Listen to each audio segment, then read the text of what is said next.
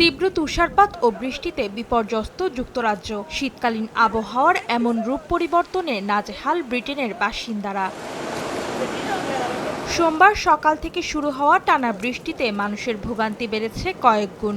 বরফ গলে বন্যা দেখা দেওয়ায় ডুবে গেছে রাস্তাঘাট ও রেল লাইন। বাতিল হয়েছে বেশ কয়েকটি ট্রেনের শিডিউল। এটি খুবই ভয়ঙ্কর আবহাওয়া। আমি একজনের থেকে জ্যাকেট ধার নিয়েছি, একজনের ছাতা উড়ে গেছে। এই পরিস্থিতির জন্য তৈরি হতে হবে আমাদের।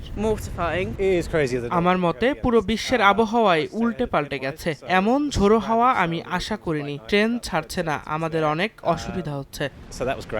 বন্যায় লন্ডন ছাড়াও ডুবে গেছে দেশটির দক্ষিণ পূর্বাঞ্চলের বেশ কয়েকটি এলাকা। দ্রুত পানি বাড়ায় বন্ধ হয়ে গেছে আশপাশের সড়ক। এতে বিচ্ছিন্ন হয়ে গেছে ওই এলাকাগুলোর সঙ্গে সব যোগাযোগ। এর আগে ১৫০টিরও বেশি জায়গায় বন্যার আশঙ্কা করে সতর্কতা জারি করে দেশটির আবহাওয়া দফতর।